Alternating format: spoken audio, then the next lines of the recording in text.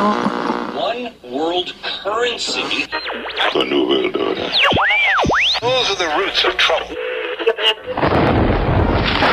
I imagine that right now you're feeling a bit like Alice, tumbling down the rabbit hole. Let me tell you why you're here. You're here because you know something. What you know you can't explain, but you feel it. You felt it your entire life. That there's something wrong with the world. You don't know what it is, but it's there, like a splinter in your mind, driving you mad. It is this feeling that has brought you to me. This is your last chance. After this, there is no turning back. You take the blue pill, the story ends. You wake up in your bed and believe whatever you want to believe. You take the red pill, you stay in Wonderland, and I show you how deep the rabbit hole goes. All I'm offering is the truth, nothing more. For we are opposed around the world by a monolithic and ruthless conspiracy that relies primarily on covert means for expanding its sphere of influence, on infiltration instead of invasion, on subversion instead of elections, on intimidation instead of free choice, on guerrillas by night instead of armies by day. It is a system which has conscripted vast human and material resources into the building of a tightly knit, highly efficient machine that combines military, diplomatic, intelligence, economic, scientific, and political operations. Its preparations are concealed, not published. Its mistakes are buried, not headlined. Its dissenters are silenced, not praised. No expenditure is questioned, no rumor is printed, no secret is revealed. But I am asking your help in the tremendous task of informing and alerting the American people. And now, welcome to another episode of Down the Rabbit Hole. Here's your host from federaljack.com. It's Popeye. Ladies and gentlemen, welcome to tonight's live edition. It is Friday, November 23rd, 2012. The day after Thanksgiving 2012, infamous Black Friday. And most people are aware why they call it Black Friday. If you don't live in the States and you're not maybe used to hearing or seeing what Black Friday is when all the ignorant people in America line up for hours ahead of time, starting on Thanksgiving night, to get deals on useless crap that they do not need to be buying to begin with. A lot of people I've noticed go and buy TVs and Xboxes and stereos and all this other stuff, and when they buy it, they go and they resell it on eBay for 2 or 3 times the amount. And there are people that will buy it specifically because they don't want to deal with lines or other, they're too busy, and they for whatever reason, they think it's easier or it is easier for them, whatever the case may be. People sell this stuff. So there's just insanity today. It is Idiot Friday, I like to call it. All the morons are out. And by the way, this ought to show you something here in America, okay? And I know this is probably going to piss somebody off because I'm going to bring up Occupy again just for a second, though. But I want to make a point. When those kids were parking out in tents, everybody called them hippies, went out and beat the crap out of them, right? Oh, they're just losers. These jerk-offs parking tents out in the middle of Zuccotti Park. But when people do the same thing on a sidewalk in front of a Best Buy a day and a half before, just so they can get a deal on a TV, that's considered normal. So pitching a tent in protest of your government, whether you believe, it doesn't matter if you agree with them. The point is, they were practicing their constitutional right. They were. Okay, they were disagreeing with their government. They were voicing their disagreement with their government, as opposed to people that are lining up to buy useless crap that they don't need. And that's okay. If at any other given point, if there's a crowd at after a baseball game, and I know that stuff gets rowdy sometimes, but if there's a crowd after a baseball game, or a crowd out in the street, or for whatever reason, or a crowd, huge masses of people, any other day of the year, the cops would be out there with batons and mace and everything else. But this is the one time a year, the cops might be out in the parking lot, but this is the one time a year they don't do nothing. How about all the people that got arrested today protesting Walmart, right? A lot of Walmart employees were protesting, and they got arrested for protesting. even if it was in front of their store that they worked at. And other people got arrested protesting Walmart and stuff on Black Friday.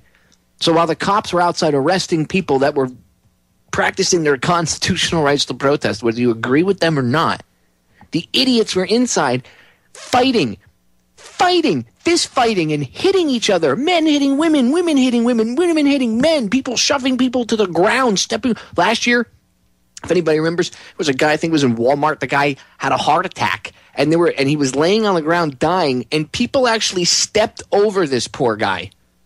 They stepped over him as he's laying there dying. Who knows? Maybe somebody could have done CPR and saved the guy. Can't be sure, but they could have at least tried. They stepped over him because they didn't want to miss out on getting a deal on something. 10% off or 20% off from Popeye. I got 40% off on my television. Did you need another TV? How many useless TVs do you have in your house already? 3, 4 cable boxes?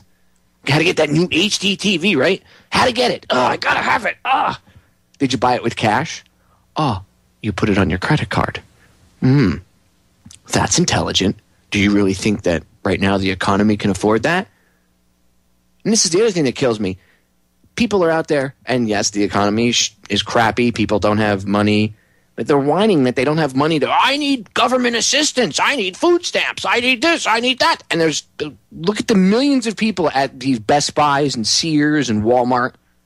You don't think any of those people, I'm not saying all of them, and I'm not being an idiot like that, but don't you think at least half of those people are on the government dole somehow saying, I need this because I can't afford to buy anything. We're so poor. I need help. I need government assistance. You don't understand. You're racist or you're a jerk off if you don't want me to have my government assistance. And then they turn around and they go and they spend the money that they don't have on useless crap that they don't need to impress people that they don't even like.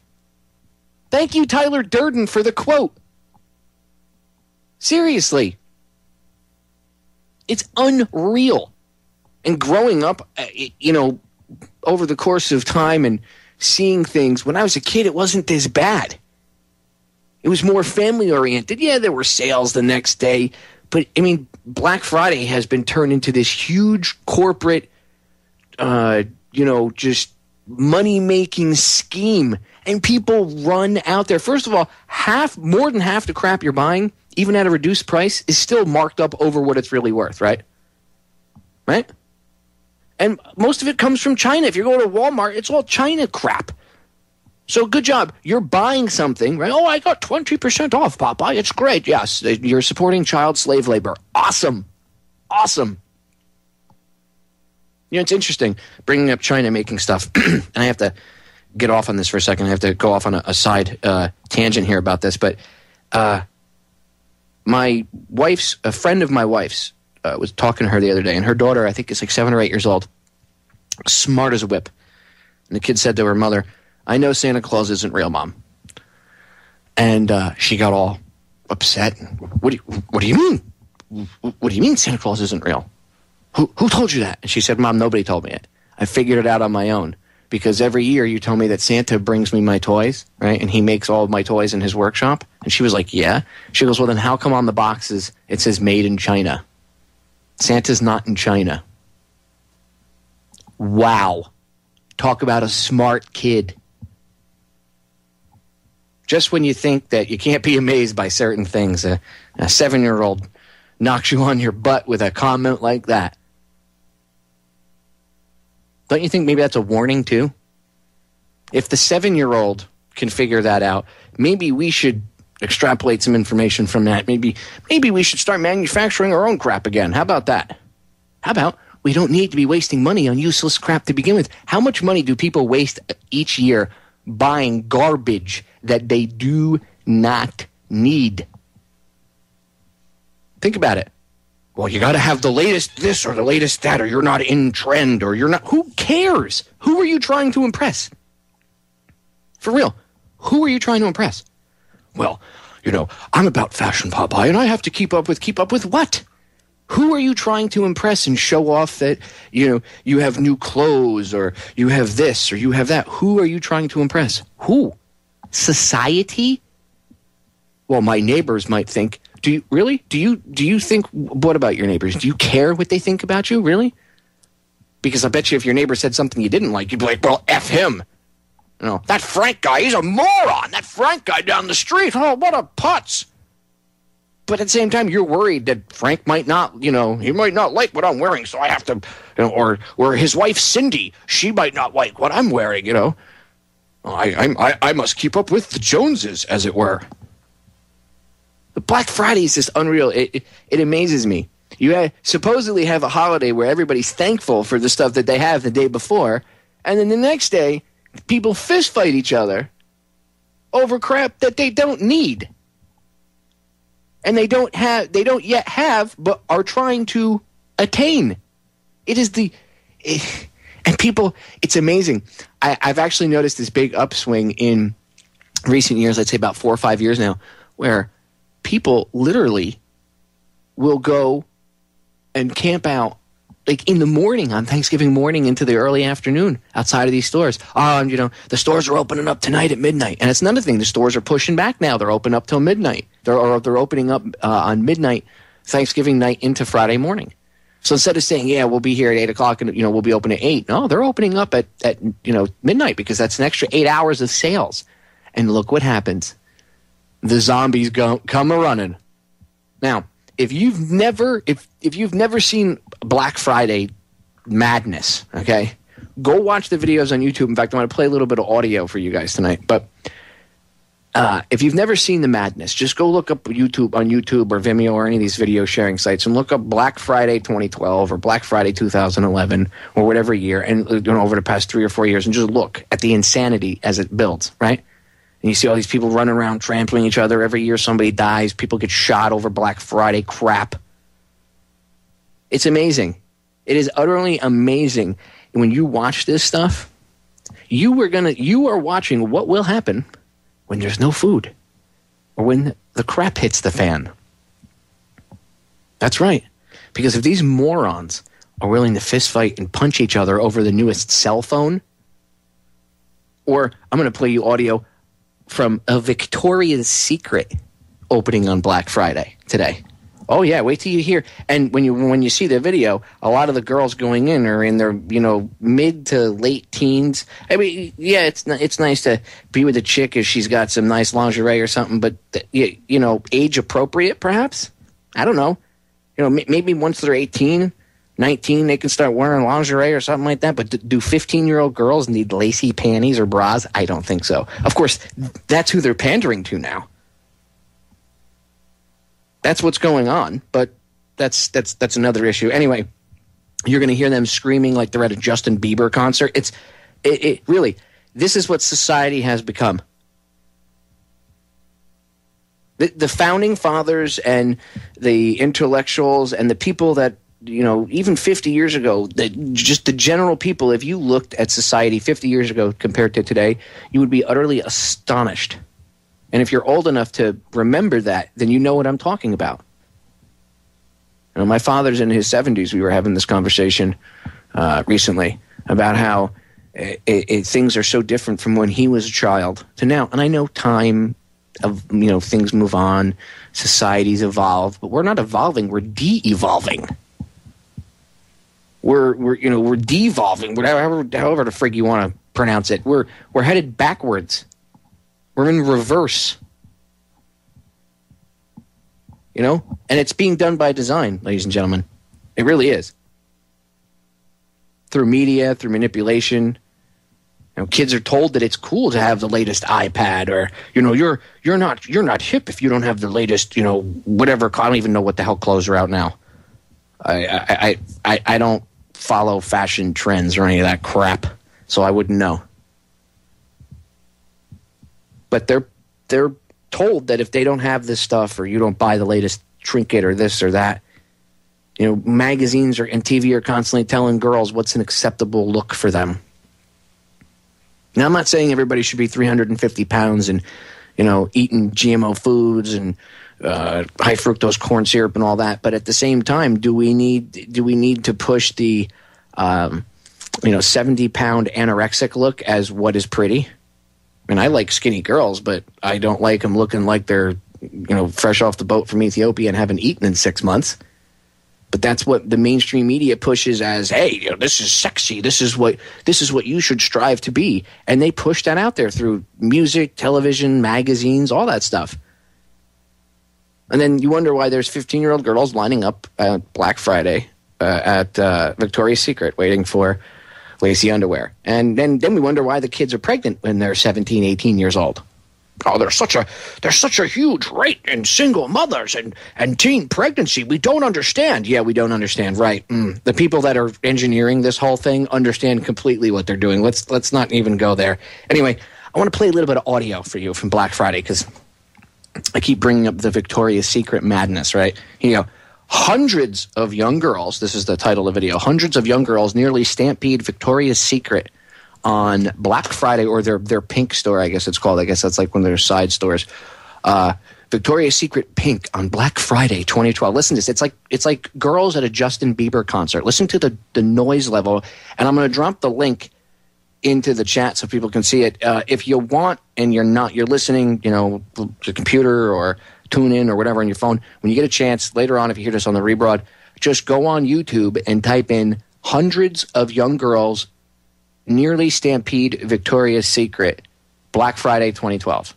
Or, just put in, I'm sure if you put in Victoria's Secret Black Friday 2012, it'll pop up. And you got to see the video, and you got to see the video from the audio. The other piece of audio I'm going to play for you where people are fist fighting over cell phones. Okay? Here's a little taste of what's going to happen because people aren't prepared. This is what the people that are preparing when they're called terrorists or nut jobs. This is what they're preparing themselves for, because this is going to, if you think this is bad on Black Friday, just wait till there's no food or money in the ATMs. All right. This is Black Friday at Victoria's Secret. Listen to this.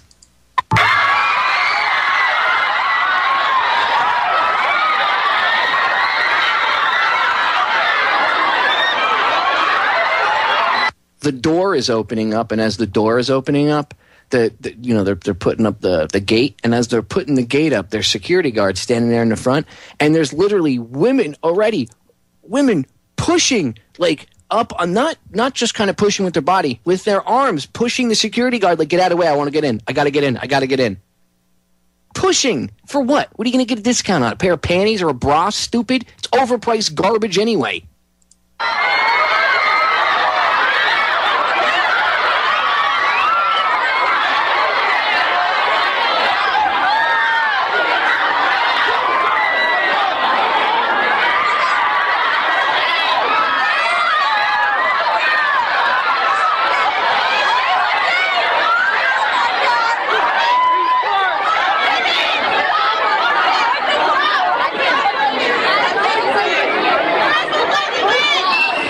This store manager came out and she's standing on like a chair or something and she's trying to address the crowd. And you can see they died down a little bit, but you still can't even hear what she's trying to say. And she's talking rather loud because everybody is screeching and screaming like they're little girls at a Justin Bieber concert. Just absolutely disgusting. This is the future of our country, ladies and gentlemen. The reason I'm irritated is this is the future.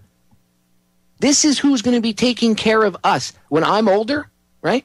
And the younger generations are going to be supposedly, we have to take care of this country. We have to run things in the right direction, blah, blah, blah. The generations before us, blah, blah. Well, guess what? These are the people that are going to be driving the car in the future. These people.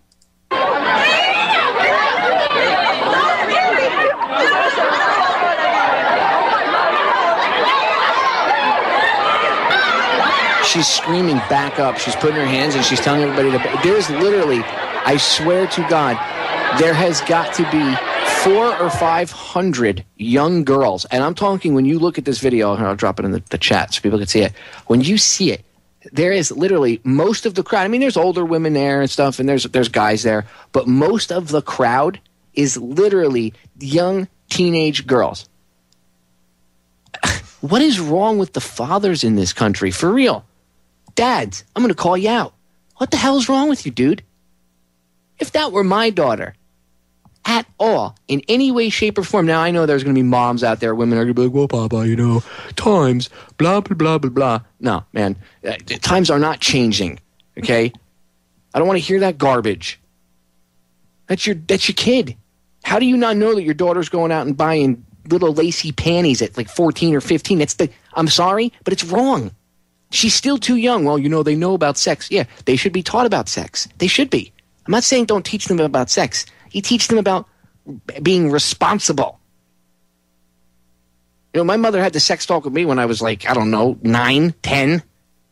She sat down, my brother and I, had a conversation about sex with us, and then later on when I started dating girls, she would remind me from time to time.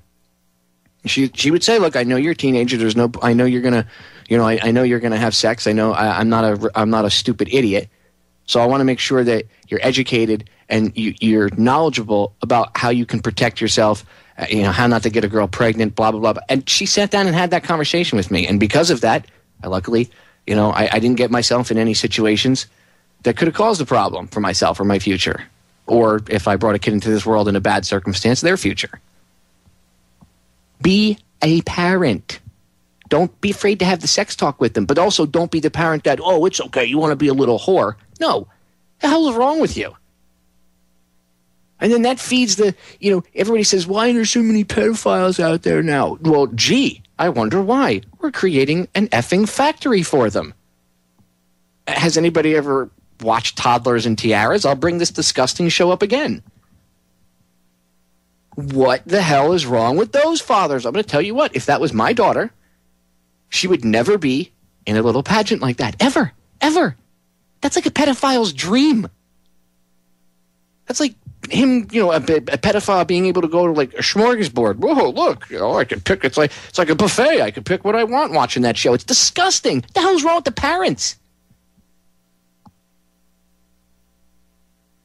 Society's morals are very screwed up. I said this the other day. In fact, I caught Jimmy and some of the other hosts, and even myself, caught flack over it because I said the F word. Because I was using the F word as an example to point out how people get mad over swearing, but don't get mad over things like blowing up children with drones, or in this case, it's okay if me saying the F word is offensive, but a 14-year-old girl lining up to buy lacy panties at Victoria's Secret, there's no problem with that. There's no moral, there's no moral issue there, right? And then we wonder why society is going, and believe me, I'm not a prude, but come on. The line's got to be drawn somewhere. We're going to break. We're back in a few minutes. Don't go anywhere. So in the future, when the future generations, if we allow things to go down the crapper, right? If they say to us in the future, well, what was your generations doing? And not maybe, people of my generation, but maybe the younger generations, right? Their kids. If things don't get fixed and we don't try to right the ship, right? Try to get things back on course, however you want to put it. They're going to say, what were you guys doing while all this was going on? Didn't you see the insanity? Didn't you see, what you guys were doing? And a lot of people are going to only be able to respond that they were doing this.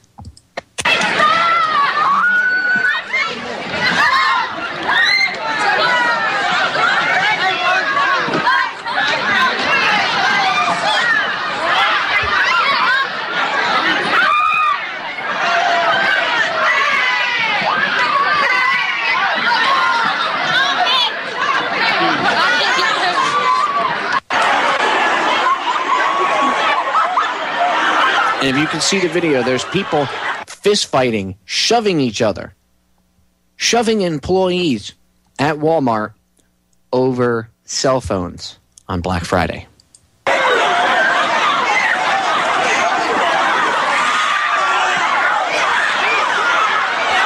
Hundreds. A lot of people are wincing in pain. Some people are laughing. Literally climbing on top of each other for cell phones.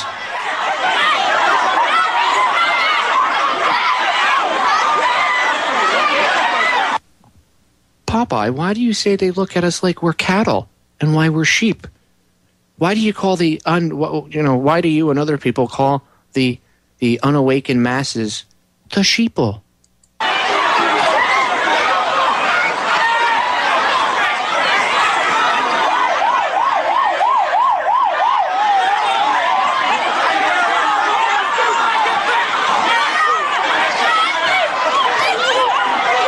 ripping packages. Like, people are getting the cell phones, grabbing a couple, and then, like, turning away and trying to get out of the crowd. And as they're trying to walk through the crowd with the boxes pinned to their chest, there's people elbowing one chick. She gets elbowed in the face, and they're trying to take the phone out of her hands. For what? For a cell phone? Something that they can track you with? Really? Is a phone that important?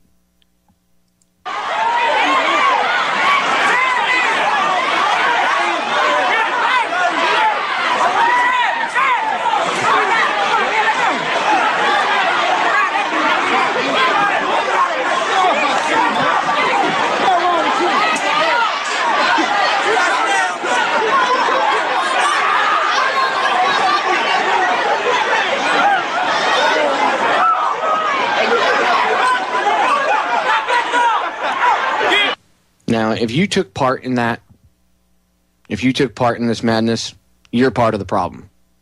You are. I'm going to say it right now. I'm going to get hate mail for this. In fact, you can direct all angry and hate mail to contact DTRH@yahoo.com. That is the full word, contact DTRH@yahoo.com. And I'll say it again. If you took part in this insanity, you're part of the problem. If you were out there shoving somebody for a stupid cell phone or an Xbox or a TV or an Xbox game, or in the case of Victoria's Secret, a pair of underwear or a bra, you are part of the problem. You should look at yourself in the mirror and be disappointed in yourself and ashamed. And I can say that because I don't participate in this garbage. And I'm not railing against capitalism or anything else. By the way, so people are clear, the form of capitalism we have is not true capitalism that everybody thinks they're defending. You know, and then you get the people that rail against capitalism is bad. It's both sides are being played. Okay, what we have is crony capitalism. It's a complete different form. And if you don't understand what it is, I urge you to go check out John Perkins and the Confessions of an Economic Hitman. And he's got a couple books. Go check his stuff out and see the videos and listen to the interviews he's done. And he's been interviewed in multiple different documentaries and stuff. Go listen to what Perkins has to say. And he makes. I mean, I don't agree with everything he says, but when it comes to how he describes the form of capitalism we have today, he even explains that it's not real capitalism, that it's this crony, mutated form of capitalism. And a lot of people don't understand that, and they get into the bashing capitalism thing. So I thought that I'd throw that out there. Anyway, the whole insanity with Black Friday and all these people lining up and fist fighting over cell phones, it's insane. It is absolutely insane. And if you wonder why the powers that shouldn't be look at us with such disdain, have no more questions about why. Because all you have to do is look at what the people do on Black Friday. Or if a Popeye's chicken runs out of free chicken, which I've played the audio on here before. People went friggin' nuts. All the different Popeyes locations, screaming. One case, the place was closed, and the woman was screaming into the drive-thru mic. But the lights were off, the chairs were up on the tables. Lady, there's no one there. Who are you yelling at? She's freaking out. How am I supposed to feed my kids now? Well, maybe, and what kills me is this while she's driving an Escalade and wearing Dolce & Gabbana clothes, right? Well, maybe if you weren't wearing all that crap and if your priorities weren't effed up, your kids' food and nutritional requirements and clothing requirements would be your first priority, not your bling, not your clothes, not your car.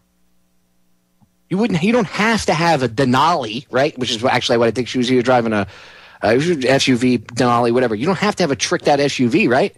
Do you have to have that? You can't have something a little more economic with fuel, maybe a little smaller? No, you have to have all this tricked out stuff and then bitch when free food ain't available for your kids. So if you fall into this category, if you went to any of these stores on Black Friday and fist fought people over cell phones and TVs and anything else, you're part of the problem. If you get offended at me telling you that, then you probably are part of the problem. And the reason why you're getting offended is because you know it's true and you don't want to admit it. So you'd rather get mad at the messenger than actually face the demon within inside yourself and come up and own up to it and just come to terms with it. Because that's actually the proper way to deal with it. But no, I'll get hate for this. That's fine. I don't care. It is what it is. It's the truth. If you took part in this Black Friday madness and you do it every year, it's a tradition for my family, Popeye. We eat turkey at 9 o'clock in the morning on Thanksgiving and then pitch a tent outside the local Best Buy. It's a new tradition. Ooh. What a tradition it is. What a grand old tradition to be proud of and pass down the lines to your future generations of your family. Come on, kids. Let's gobble down this turkey and this huge meal that was put together, and tons of time and hours and hours of work were put into preparing this meal. But rather than spend time as a family unit, rather than spend time together and talk and, just shoot the breeze or whatever, or be glad to be with one another, no. Let's jam our food down our throat as fast as we can so we can start our new family tradition. Sitting in a tent in a parking lot, waiting to buy garbage we do not need. I'll repeat that. You're buying crap you don't need. Maybe one person out there needs a new TV and they wanted to take advantage of the Black Friday sales or something. I'm referring to the people that are going out there and buying loads of garbage that they do not need, staying in tents, fist fighting, jumping on people, or in the case of the audio I just played for you, which, by the way, you can see the video just go on YouTube and type in Walmart Black Friday fighting over phones 2012. Walmart Black Friday fighting over phones 2012. And you'll see the video. And in there, you'll see that one chick, she gets elbowed in the face. It's towards the end. She gets like a forearm to the side of the head. Well, that's acceptable? Protesting the government and saying, or protesting, well, in the case of Occupy Wall Street, protesting, airing their grievances, or in the case of the people that are protesting Walmart today, right? That's not acceptable. That brought out cops in like riot gear, full-on military, we're going to get Al-Qaeda type gear, right? To arrest these protesters who had no weapons, no nothing, jeans and T-shirts. So the jackboots come out to arrest them. But don't bother controlling the crowds that are actually stepping on each other, elbowing women in the face for a phone. I mean, does anybody else not see the problem here? It's insanity. It is absolute insanity, and I'm telling you, if there really is, and I believe there is, but whatever life is out there in the universe floating around, they must watch us and laugh. For real. And I wonder how insane we look to even other countries. Let's just look at our own planet here. I wonder how many other people on this planet see videos because of YouTube and the internet now, right? Let's say like somebody in Africa, they get a chance to go to an internet cafe and they happen to, they go to like CNN or something for news and they stumble across a video about Black Friday and they click on it and they see these Americans literally fighting over each other to get a phone or a TV or an Xbox game. You ever wonder what they think about us? Of course, most people don't, because they say, we're America. We're America. Army of one, support troops, America. Most people don't even think about that. We're Popeye, we're America. We're the best country in the whole damn world. Really? Did you ever think that other people look at us like we're a bunch of ignoramuses? Just wondering. And I'm sure that they have the same type of mass, buying and garbage type deals in other countries. Corporations and their PR people and the advertising sales departments and stuff, they know how to manipulate people. I mean, when you go to get a PR job, when you go to get a degree, to be a PR person, most of the time, I had a friend, she had to get a degree in psychology. She had to take psychology, or she got to, in order to get the job, she was taking, psychology. And I said, well, don't you want to do public relations and stuff and sales and, marketing type stuff and advertising? And she said, yeah. And she was taking those classes too, but she got a degree in psychology first.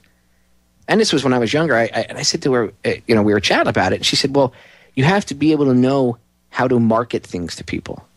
You have to be able to think, like the people that you're trying to market things to. So you have to be able to get into their heads and try to figure out how to, almost manipulate them, basically, is what she was saying. And then later on, I had never, as I've often said, I never really trusted the government. But as I got older and I started looking into this stuff and I was exposed to this stuff, I realized, about societal control and things like, the book A Brave New World, things like that. I realized, I was like, wow. And that conversation popped back into my head. Wow. She got a psychology degree, not to be a doctor, but to do marketing. So think about that. And a lot of places, they want you to have degrees in psychology. It's like when people say, oh, I want to join the FBI, but they only take, people that are lawyers, or they take people that are accountants. I don't know how it is now, but I know back in the day, that's pretty accurate. If you wanted to be an FBI agent, they used to recruit accountants all the time. Well, why is that? Well, because if you're good with numbers, that's how they catch people. Remember, they couldn't get Capone for murder, but they got him for tax evasion. So it's amazing when you think about how things work, and you look at what really goes. Like, you would think PR, right? They have to go to school for PR. They have to go to school for advertising. If you want to do marketing, you have to go to school to learn how to advertise. Well, what do you think advertising is? It's subliminals. It's playing with your mind. When you realize that, you understand that, and then you start to look at things in a different way. And you start to say, Then you look at the advertising for Black Friday. Black Friday sales. Monday, the advertisements were out there. Black Friday, Black Friday, Black Friday. I was getting emails Sunday night in my email. Just to let you know, we're having a Black Friday sale. Dude, it's Sunday. It ain't for another 5-6 days. What is wrong with you people? They got to pump it into your head. Got to pump it in your head. In fact, the other day I was listening to an interview, and I don't remember who it was with, but the person was talking about how they had been in Africa for a period of time, and they only had what little stuff they brought with them, and they lived very humbly in this little village or whatever with the people there, and they said that I never felt so rich as I did when I was there, and meaning that the person was thankful for what they had because they could see all around them what people didn't have.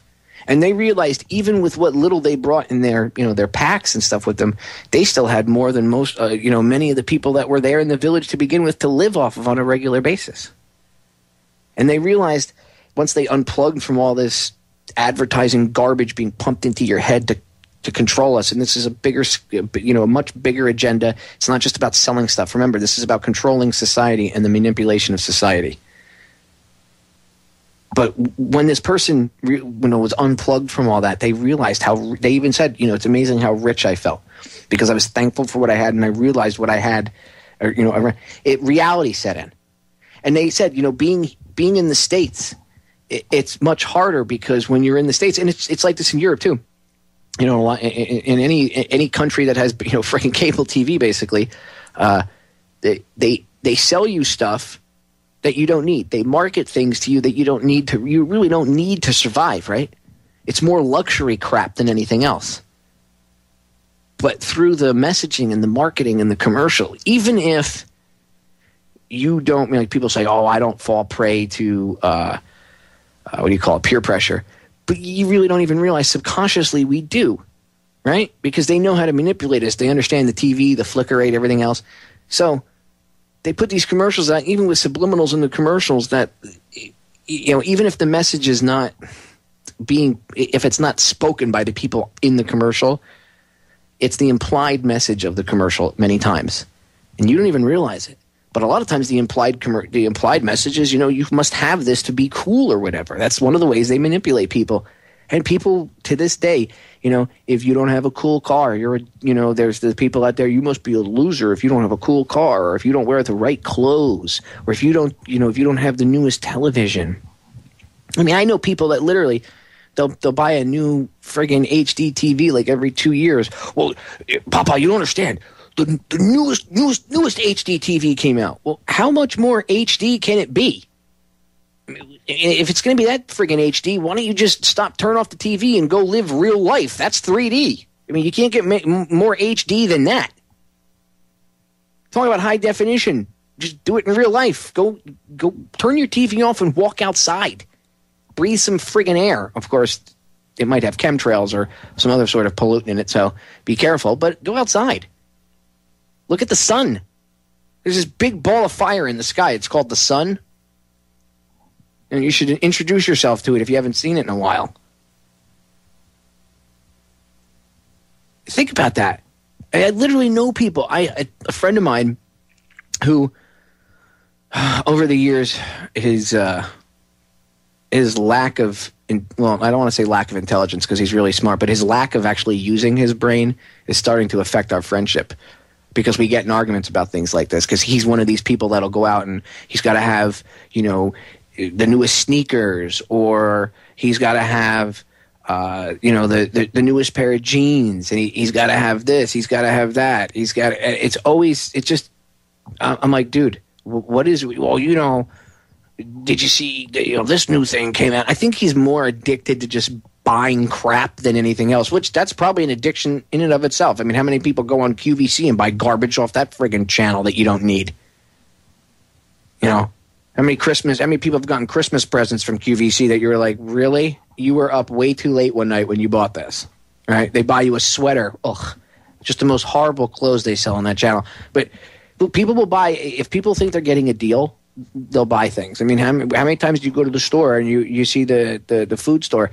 Food stores, same way. We talk about PR and advertising and mind control. Stores in general are all laid out to a specific design.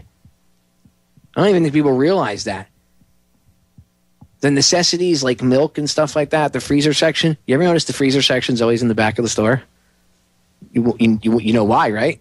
Because most people need milk or cheese or eggs or whatever, right? So the dairy and the cold refrigerated section's usually in the back of the store. Yeah, there's a reason for that. Because they're trying to draw you through the entire store so you look at all the other stuff and get sidetracked on your way. It's like when you go to the checkout lane and there's certain things they call impulse buys. The little things of lip balm, batteries, lighters. Lighters are a big thing. Impulse buys. Those little magazines, the little recipe books. You always see certain things at the checkout lane only. People know to go to the checkout lane for it. Candy. The candies, I mean, they have usually a store has a candy aisle, right? But no, I'm talking like the little candy bars, the regular size that you'd go and buy like at Walgreens or something. They have all that. Where is it? At the checkout lane. Impulse buys. While you're waiting online, they know that people will sit and look at that, and somebody might have an impulse to purchase it, grab it and throw it on the conveyor belt, right? And they market it. The packaging has flashy colors and there's signs and stuff. It's a science, ladies and gentlemen. They use it to control us. It's not just used by corporations to make money. The people that own these bigger corporations, when you start to look at these names and you start to realize who they are and what they're about, then you understand the even bigger picture. It's all done to control us. So when you look at Black Friday madness, that is a perfect example of when people say, well, if people would, and I say it all the time, if people would just rise up and blah, blah, blah, if people would just realize their true potential. That's a perfect example of people not realizing their true potential. Because, I mean, they're fist fighting over useless garbage, over a pair of underwear, over a cell phone, or an Xbox game. And people kill each other over this garbage. It was crap. It's just unbelievable. Here's an idea. Instead of spending all that money on useless crap that you don't need, how about instead of going to the stores this year, how about people start taking that money and instead of buying a TV or something, you really don't need that, right? How about helping out somebody that lost their house due to Hurricane Sandy? How about that? How about a homeless person or something? Do something useful with your money instead of throwing it to some big scumbag corporation. This is Sparta! The people that we call the powers that shouldn't be and stuff, a lot of these people that they sit up on their hill and they look down at us like we're garbage, and people say that pisses them off. Well, you're funding them by camping out for a day and a half on Black Friday. All right, ladies and gentlemen, hour number 1 up, hour number 2 coming up. Do not go anywhere, and please do not be part of the zombie nation. Wake up. Wake up. I see all this potential, and I see it squandered. God damn it, an entire generation pumping gas, waiting tables, slaves with white collars. Advertising has us chasing cars and clothes, working jobs we hate so we can buy shit we don't need. We're the middle children of history, man. No purpose or place. We have no Great War, no Great Depression. Our Great War is a spiritual war. Our Great Depression is our lives. We've all been raised on television to believe that one day we'd all be millionaires and movie gods and rock stars, but we won't. We're slowly learning that fact. And we're very, very pissed off. That's right, ladies and gentlemen. We are very pissed off. Welcome back. This is hour number 2 of tonight's live edition of Down the Rabbit Hole. I'm your host, Popeye from FederalJack.com. It is November 23rd, 2012. Black Friday, the day after Thanksgiving.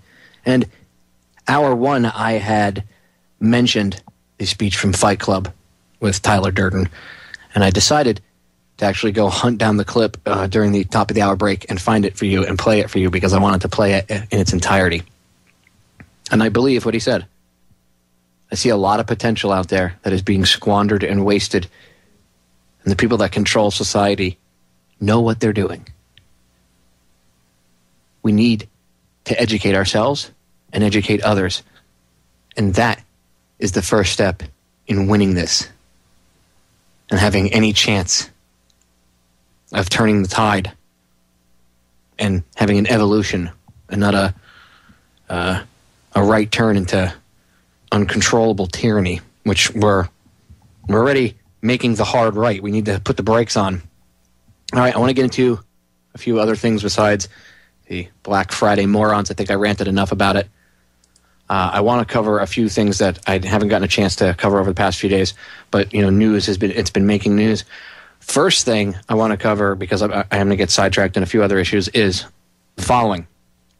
Apparently, these two Bangor, Maine-based TV news anchors, Cindy Michaels and Tony Consiglio, resigned on air on the 21st, the day before Thanksgiving. And it's described, the reason that they did it is being described as a, quote, long-standing battle with upper management over journalistic practices at their Bangor TV stations, end quote. So apparently these two had a problem with, I guess, the integrity of some of the stories that they were being asked to report, and they basically said, we've had enough.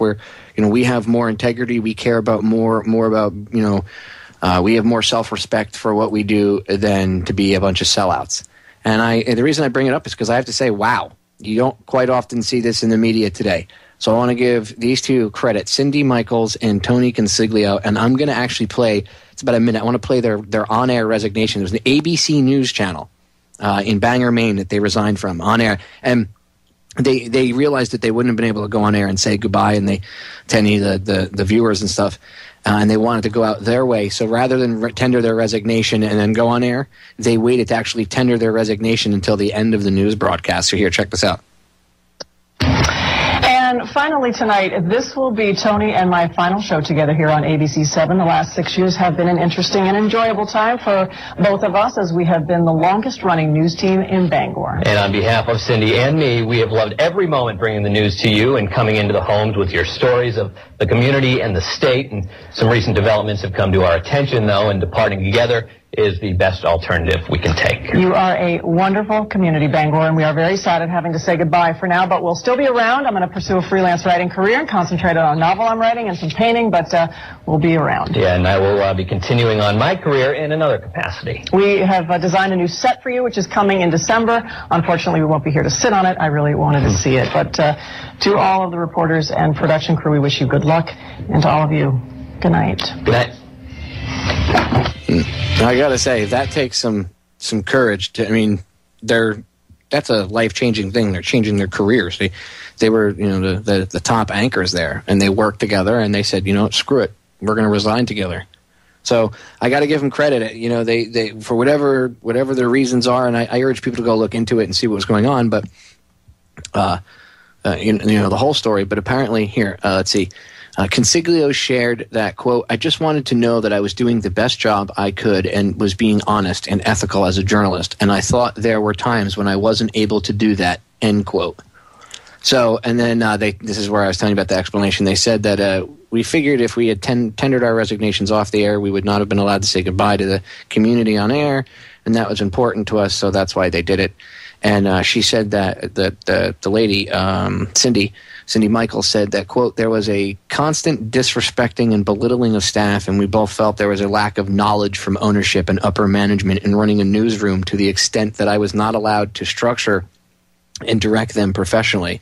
I couldn't do everything I wanted to do as a news director. There was a regular undoing of decisions," end quote. So apparently she was also the news director, and she was being told by the owners, the higher-ups, obviously ABC, that what they could and could not air.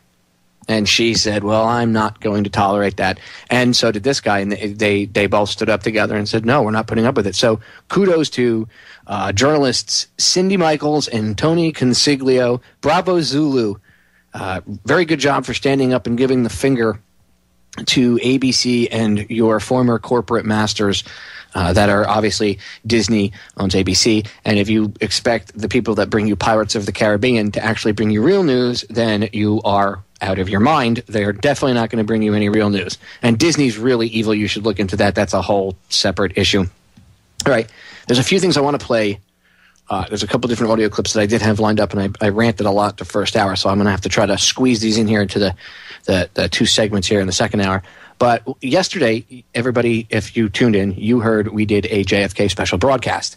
I spoke to Jimmy about it the day before, and we decided to dedicate, 12 hours to playing all this information about the JFK assassination since it was the 49th anniversary. And Jimmy was really cool because he stayed up late doing a lot of programming behind the scenes. So thanks, Jimmy. And yesterday, you heard me play. Well, Friday, you heard me play, I should say, Fletcher Friday. Listen to me. Monday, if I could get my brain in order, this past Wednesday, the 21st.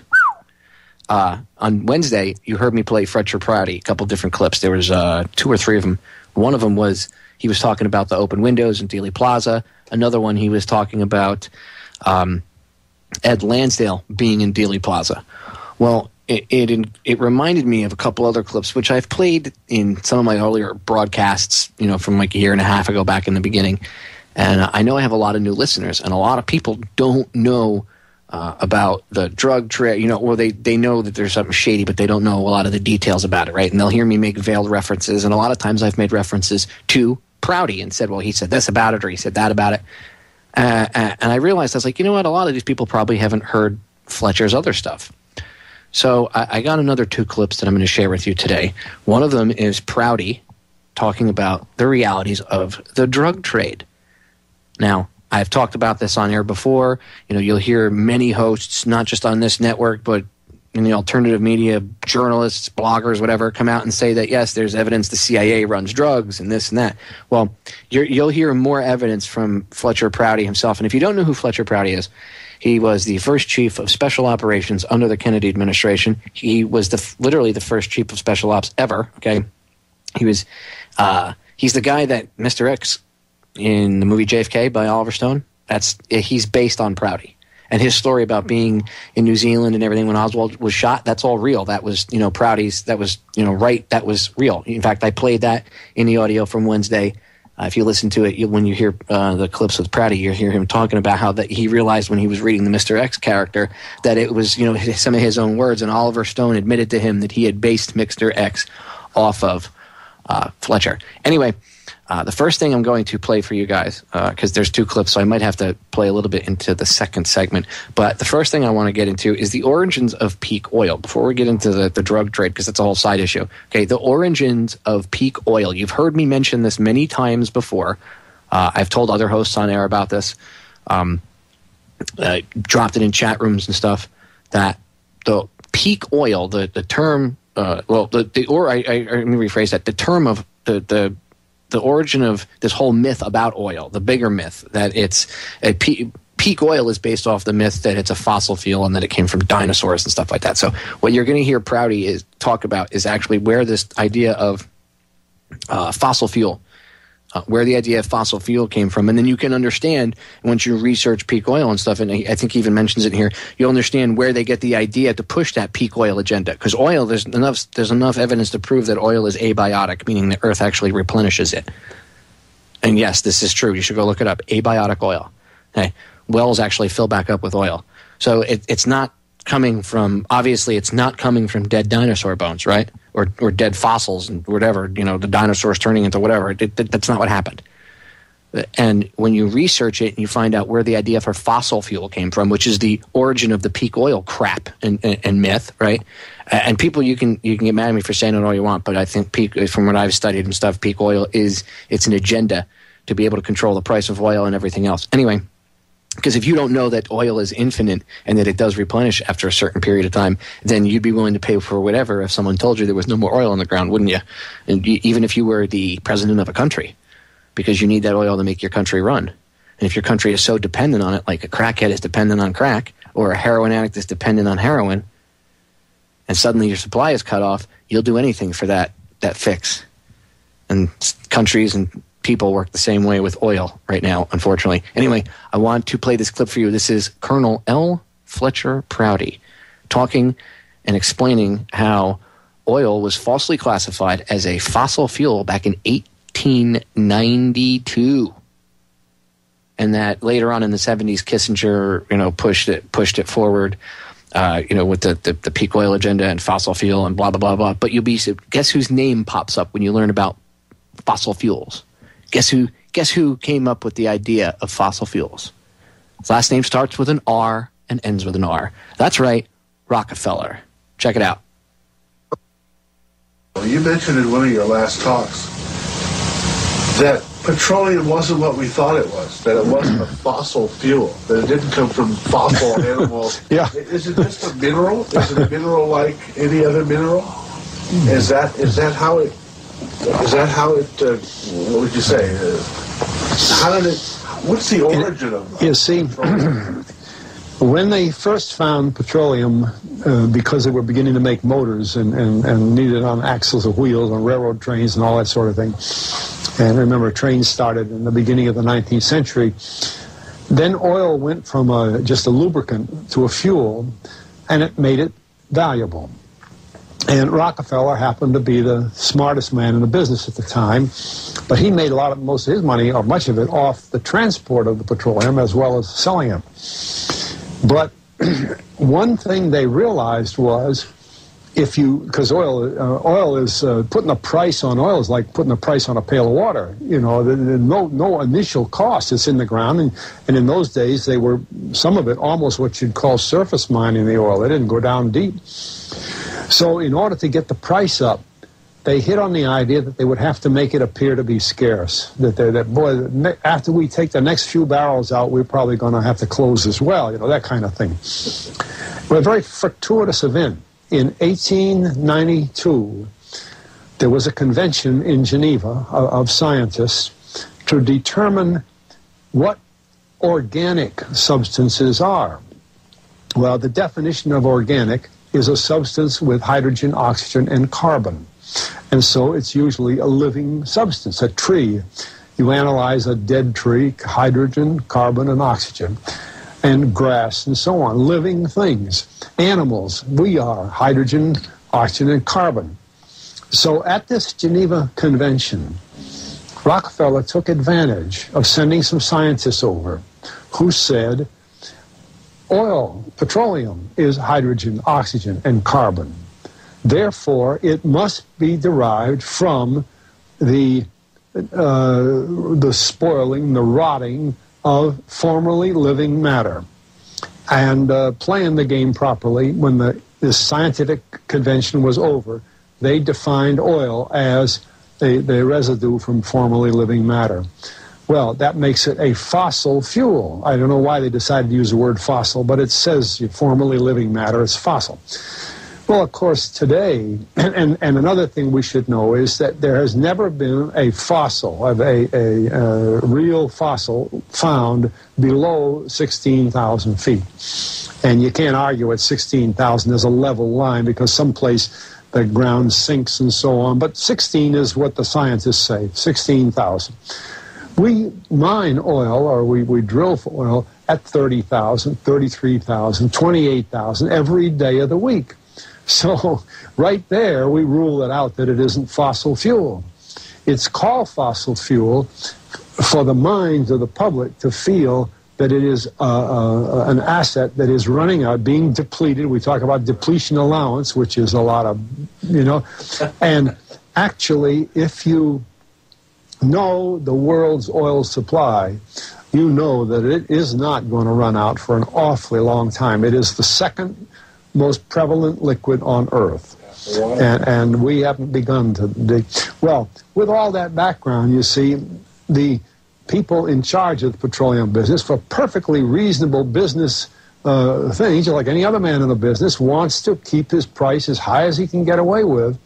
And the way to do is just say, well, there's no more. The last barrel is going to cost $1,000, and then it's all done. And they preach that stuff. What bothers me is that in geology books, it's in there. The geologists say it's a fossil fuel. They've been bought. I mean, I went to a 4-year federal staff energy seminar run by the government of the United States during the so-called energy crisis. I was the participant that represented the railroad industry. The airline industry was there. Every AA, administrative assistant of senators and congressmen, was there. The CIA was there, the Defense Department was there, the State Department was there. Sometimes sitting right in front of me in the row would be Henry Kissinger with his friend, the head of Department of Defense. That's too bad, I can't put the names with them. But anyway, people like that, top men in the government, sitting there listening to the Federal Staff Energy Seminar. Well, what this was doing is for 4 years, they were teaching a propaganda line to the leading people in this country, and therefore to the leading people in the world, when you include the Schlesingers, Kissinger and Schlesinger, among others. And the object of it was, as Kissinger used in his own terms when it was time for him to speak, to create a world price for oil. In other words, not 30 cents a gallon here and 90 cents a gallon there, but let's get a world price. That's their goal, and they're trying to do that for wheat and everything else. We don't realize what the controls are, whether it's oil or some of these other things. Almost everything today is being categorized at the highest price they can possibly make it go.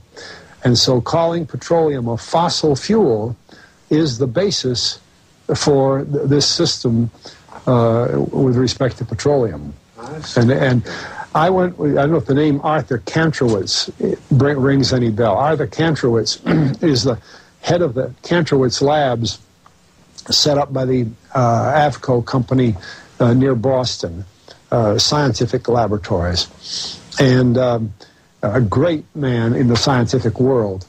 And Kantrowitz and I were sitting at a table at this seminar once, and the table happened to be all young college grad, PhD geologists. And so just to get a conversation started, I turned to Kantrowitz and I said, Arthur, what do you think about this foolishness of these speakers talking about fossil fuel?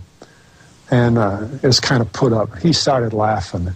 He said, that gets me. He says, I don't have a geology degree, but he had 1,000 other degrees. And he said, I don't understand. He said, you'd think that these heads, these other fellows at the table, we did it on purpose, start listening, And he asked, he said, are you gentlemen? He says, you're here at the meeting. Are you gentlemen by any chance geologists? And one fellow, yes, I am. And the other, yeah. He said, well, why don't you tell me? He said, why is oil? He went on like that. We brought the house down because nobody could argue with Kantrowitz. He like Einstein. People aren't going to. And he told him right there. He said, just drop it. But it's in all the books, in all the papers. But it started from that strange meeting in 1892. A scientific convention. I have a big, thick scientific encyclopedia put out by the D. Van Oosteren Company that's about 15 years old now, but it has the whole story of the conference. It doesn't have the Rockefeller part, but it has the whole story of how they straightened out organic chemicals and how it's all figured, and they've got petroleum right in there. Amazing. So these aren't accidental things, you see. There's a dollar sign behind almost everything. Okay. There you go, ladies and gentlemen. Right from the man himself. And if you don't know who Colonel L. Fletcher Prouty is, I urge you to go check his stuff out online. I have a bunch of stuff. Just type in Colonel Fletcher Prouty or Fletcher Prouty into the search bar, and Federal Jack, a bunch of different things will come up, some videos and stuff. But I urge you to get his book, The Secret Team, and his other book, JFK. Both excellent books, and it'll give you an insight into what happened leading up to the Kennedy the Kennedy assassination, what was going on behind the scenes in the administration, the things that he was facing, the reality of the Bay of Pigs, which actually aired last night. We aired an hour-long talk that I had some audio from of Colonel Prouty, and here he talked about the Bay of Pigs and what happened. But if you didn't hear the audio, it's real simple. I would urge you to get the book anyway, because you know how I am about books if you listen to the broadcast. So just go get his book. You can go check his website out. It is prouty.org. PROUTY.org.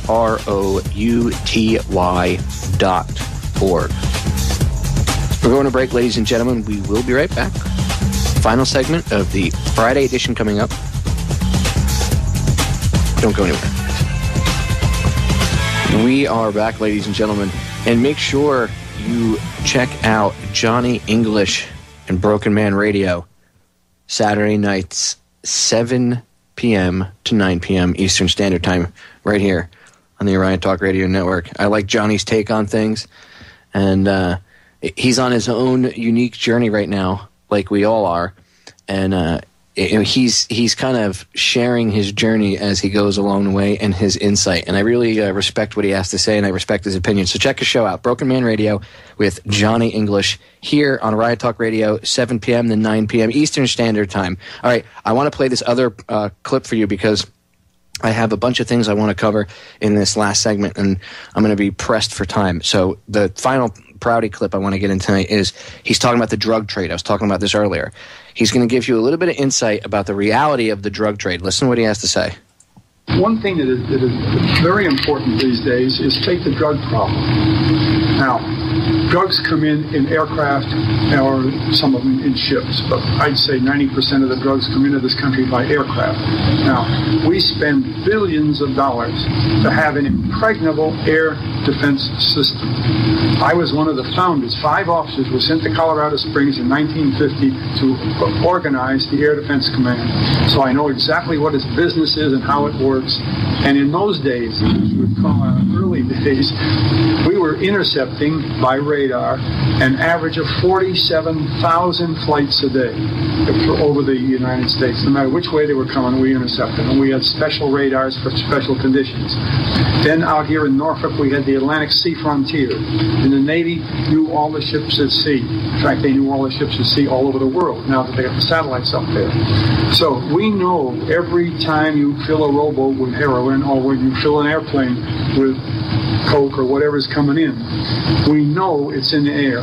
When I was running clandestine operations, like a flight from the coast of Florida into Cuba, bringing some people in to do one thing or another against Castro, I would have to call first Air Defense Command, and I'd say, this little plane, 6-passenger small plane, is coming in tonight at about 9:30, and you will see it on your radar. Leave it alone, and it'll be there about 2 hours. It'll be coming out around 11:30. You'll see that. Leave it alone. Well, I had some cleared officers in the Air Defense Command. They put that on the records, and they wouldn't touch the airplane. Well, suppose they were delivering drugs instead of doing something the government had set up for them to do. You see, the drug guy could call them and say, look, I've got a plane coming in tonight with 10 tons of drugs. Don't touch that airplane. Well, that's collusion. See, he's in on it. But why is it that this great defense system that we have that can see every single airplane in the air, in fact, we can see flocks of crows in the air with the thing, is perfect, can't see planes going to Mena, Arkansas loaded with drugs? Now, that's utterly ridiculous. And that means that somewhere there's collusion through the government to the powers that be that run the drug program, which may be the same people when you think about it, you see? And I know that from flying planes myself in the transport business, from being with the Air Defense Command when I was started, and from running clandestine operations later in my career on the Pentagon. And The sky is absolutely covered with this stuff, and you cannot get through night or day, rain or snow, and yet coming through every single day. That just proves collusion in the drug business. Why don't we stop the drug business? You see, those are the elemental facts of life. How many people know that we could stop every plane going to Mena, Arkansas, no matter whether it's going treetop height or whether it's a satellite going by and dropping it down? And, you know, we used to drop items from satellites by letting them go up there at 15 miles up and just let the thing drop. When it hit the ground, we'd pick it up. We were able to track it. Things like that. From a satellite, it would drop from here? From a satellite, sure. We'd pick it up. We'd pick it up in the ocean. A fellow that used to be one of my operations officers in my Tokyo squadron had that job out there. He'd be out flying around the ocean because he couldn't tell which wave it was going to be in, but they'd say the satellite will release this thing and it'll come down within such and such an area, and of course it'd have a parachute on it, and they'd see it coming down, go pick it up. Oh, I see. So it'd be like a roll of film or something. Yeah. But if they can do that, my God, they can find a little boat with drugs on it. See? It's just that they're turning it around the other way. They're letting the government assist them and bring it in instead of the other way around. They used to use my planes in Southeast Asia, bringing drugs directly in from China. They'd go up into South China. And if they ever got caught, there'd be a box like a coffin. I mean, not that it was coffin shaped, but it was a real coffin. They said, oh, we're bringing in friend of ours over here. His grandmother died and was just bringing her down to bury her there. Her son lives down in Laos, and we open up the boxes full of drugs.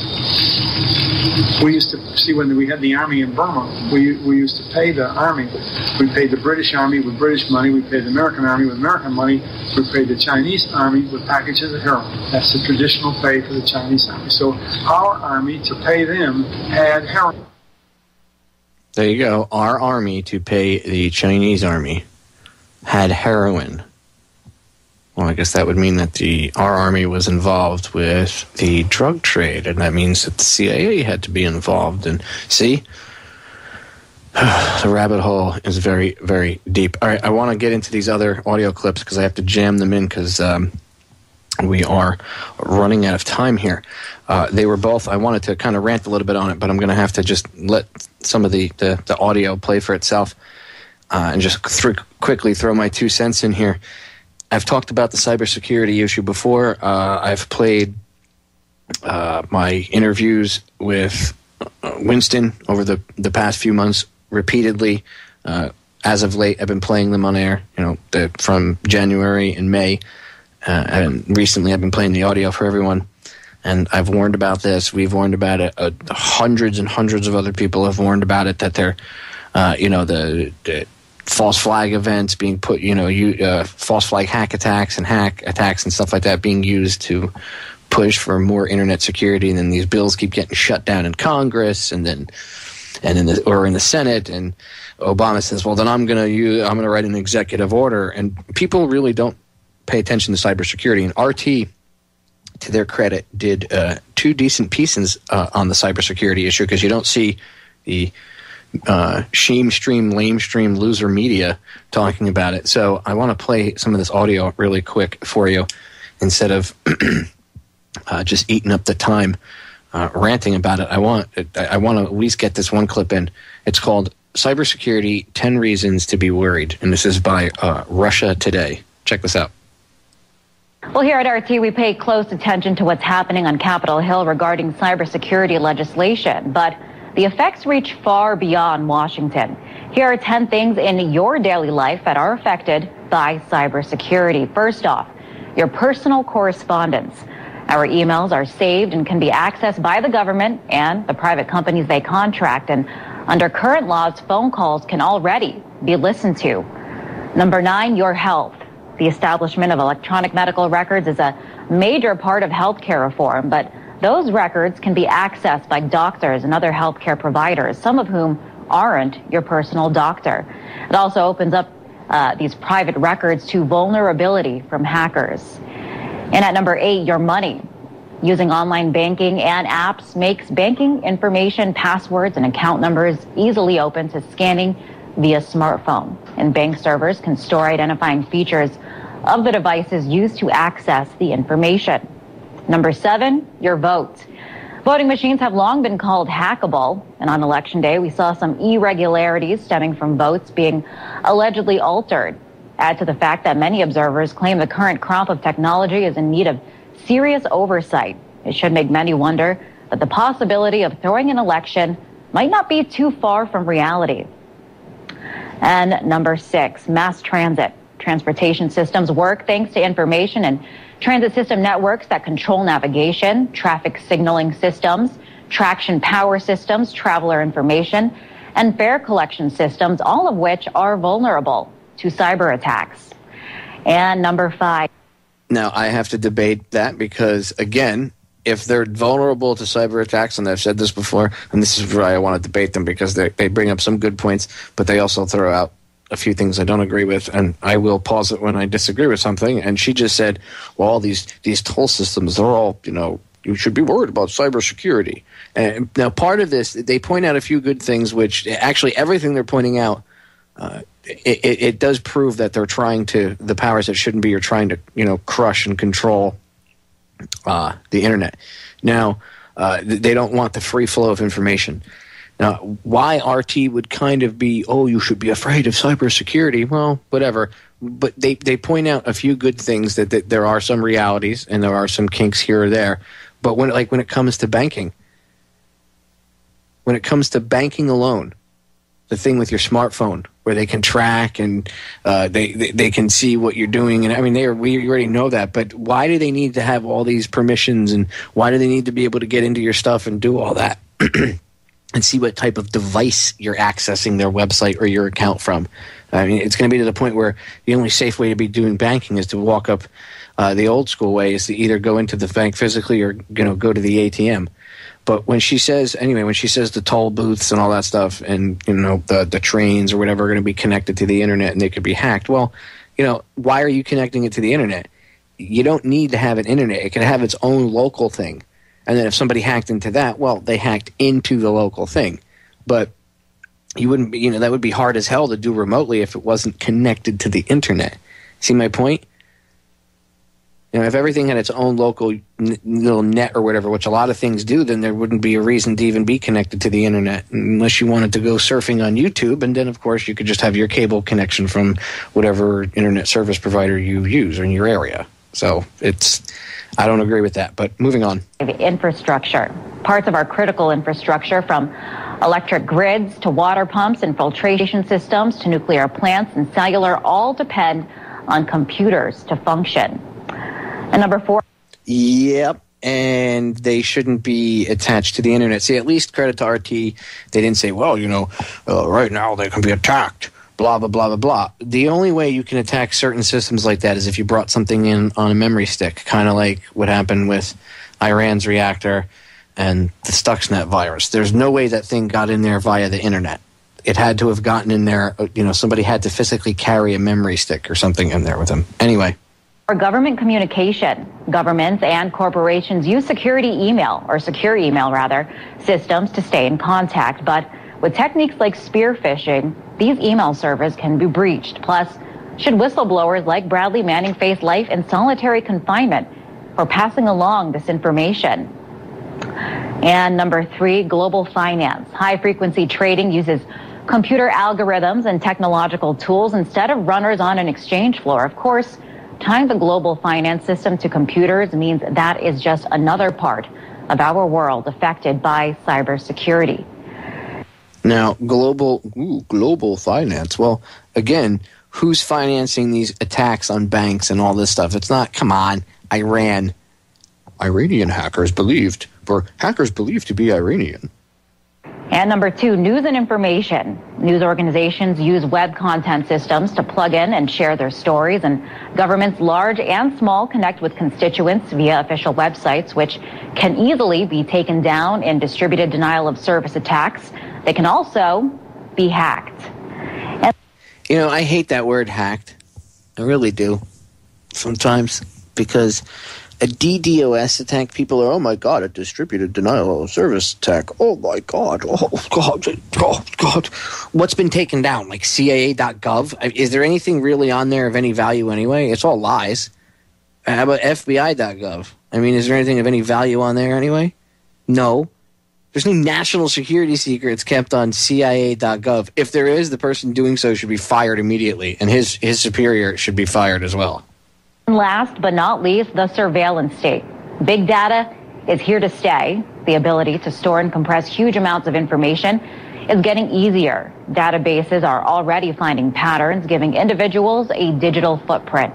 Between security cameras hiding in more and more places and cell phone location information, there won't be many blanks to fill in, and the expectation of privacy we have, or at least our parents had, will be lost. In Washington, Liz. Well, yeah, I agree that with the police state, I agree that the police state's growing and that they are amassing all this stuff, but I don't think we should just allow our expectation of privacy to go away. I mean, again, that's why they started the reality television programs, 10, 15 years ago now, with like The Real World. Although, I guess like The Real World and The Big Brother and all that crap, all that stuff started to get people used to, quote-unquote, being watched all the time and having cameras up your butt all the time. I mean, that's the reality of the situation. So it is what it is. All right, the other clip I want to play now, this one I shouldn't have to debate as much. There was a few things I didn't agree with, kind of how she was presenting things. And, I mean, again, credit to them for not, going too far off the deep end. But there are a few things sometimes I don't agree with everything that RT airs, just like I don't agree with everything that anybody says. So, I'll debate whatever. Anyway, moving on. There was just another piece that they did about what's been going on recently with two recent court cases of how hackers are literally being treated like terrorists. And again, this is something that not many people are talking about, and I've talked to Winston about this before, about how they're going to, some 15-year-old, MIT kid, super genius who's a hacker will end up being labeled the next Internet bin Laden, or, some 18-year-old, 20-year-old, I don't want to age discriminate or whatever, be accused of being ageist at all. But here, this is what we've talked about. And RT, to their credit, is the only news agency I've seen actually covering this. When they talk about cybersecurity on CNN or MSNBC or anybody else, or Fox, it's always, spooky cybersecurity, Iranian terrorists, hackers are going to get you, anonymous. And only once in a while, and it's only if it's a spicy story. But real situations where you see people that are quote-unquote hackers, and they're literally being treated like they were bin Laden, or, they're being treated as if they were, some horrible killer terrorist that literally killed, you think of like the worst mass murderer you could think about, and they probably get more respect from the court system than hackers do. And think what you want about hackers if you don't like them, but I mean, really, it depending on the crime, I think it should be and on an individual basis, like all court cases should be, or criminal cases, or whatever you want to put it. Although, the law, society, blah, oh my God, it's a whole nother show. All right, hold on. Let me play part of this clip because I'm not going to be able to fit the whole thing. There are other reasons to be concerned about new decisions being made in the name of cybersecurity. While they might be beneficial to the government and private industry, they often come at the expense of individuals' rights. And we have a few specific examples to tell you about. To help me do that, I'm joined by RT web producer Andrew Blake. Andrew, I do want to start with the case of Andrew Auernheimer. Mm-hmm. He was convicted earlier this week on Tuesday over in Newark. On Tuesday, of trying to steal more than 120,000 users, email users who just purchased iPads. He was convicted of illegally gaining access to AT&T servers, charged with conspiracy to access a computer without authorization and fraud. This case is not very simple, though. There's a whole lot of holes that I want you to fill in for us. Well, there's a whole lot of holes that someone really needs to fill in, because it seems like the Justice Department kind of screwed up when they were figuring out how to do this. It goes back to 2010 when Andrew Auernheimer and a group called Goatse's Security, they discovered that there was pretty much just a huge security flaw with AT&T's servers. And the serial numbers belonging to all new iPads were linked to profiles that were hosted openly on the internet, not password protected, not encrypted. If you knew where to look, you could find them. And instead of calling up AT&T and telling him, or telling AT&T this is what's up, Auernheimer went to the press and revealed, okay, look, there's a huge security breach. and thousands of customers can easily be targeted because of this. But he didn't break into any security on AT&T's website. He didn't do anything. He just sort of exposed what he found and what he thought a lot of other people could find. I mean, to simplify it, it's more or less finding himself in the right place at the wrong time. He discovered on the internet that you can access all this information without having any sort of special credentials. It was pretty much just going into an address bar and typing a website. It's as simple as that, and finding something that's just sitting there on the internet. Now, a lot of stuff gets put on the internet that people might not necessarily want to find. Like, you might have like compromising pictures or old high school poetry or something that you don't want to end up on there. But that's why you have to protect things. In the case of AT&T, they took thousands and thousands of their customers and left their data sitting there unencrypted, waiting for someone like Arnheimer to come along and say, hi, there's a problem here. Now, he never hacked anything. He was just smart enough to find out what was going on. Which, by the way, that's kind of suspicious, don't you think? They were just waiting for someone to come along and stumble upon all this information and exploit it? Just like the Internet Patriot Act is just sitting in a drawer with dust on it, waiting for a quote-unquote event. Think. But because these laws aren't quite defined yet, when they took him to a court in New Jersey last week and they tried to charge him for this, the jury only took around an hour to convict him on a couple of charges, and now he's looking at prison. So his attorney does plan on appealing, but it shows us that you can pretty much just do anything, and if a prosecutor tells the court one thing and can convince it the other way, that no one's really safe right now, things like this. I think you make a really, really good point when it comes to laws and the internet. There are a whole lot of things that just aren't defined, that you can't refer to the legal, or the case that took place a few years ago to try to solve this one. Talk a little bit about the precedent that this case could set for years to come. An incredibly, incredibly damaging one, actually. If this case isn't appealed properly and it stays as it is, it right now means that anyone who has anything on the internet ever, on any sort of accessible network, can take someone else to court just for finding it. If you don't take your own precautions to ensure things are protected securely, they are open there for everyone. That's why people don't give out passwords. But with AT&T, nothing was password protected. It was just sitting there waiting for it. And Arnheimer made a really good point when he was on trial. He said that, any computer in this instance is a protected computer. The internet itself is a publishing platform, and you don't have to call up Google every time you want to use Google. You just go onto Google and you type something. So hopefully, I mean, for the sake of ourselves who use computers daily, this will be reanalyzed in another court, retried, and hopefully the precedent that was set this week in Newark will not stand. Yeah, absolutely. I do want to talk about someone else now. Jeremy Hammond, he's been behind bars for nearly 8 months. He's accused of being a member of LulzSec and part of the group that hacked into that private intelligence firm Stratfor. Yeah. A whole lot going on here. He was denied bail. Talk a little bit about some of the other things we're learning about this case. Okay, like you said. A few important things. Yeah, it's really important. Hammond himself was in court in New York this week, and there was no conviction. There was, like you said, it's been 8 months, and there hasn't been a trial yet. He's hopefully going to be released on house arrest so that he can kind of, get himself together before he goes into court for this. And a judge went and said, no, you can't get bail because you're a dangerous person. If we let you out, you're going to sneak out of your apartment. You're going to go to a coffee shop. You're going to go onto a computer, and you're going to steal. Ladies and gentlemen, we are out of time. Thanks for tuning in. See you again Sunday. I'm out of here.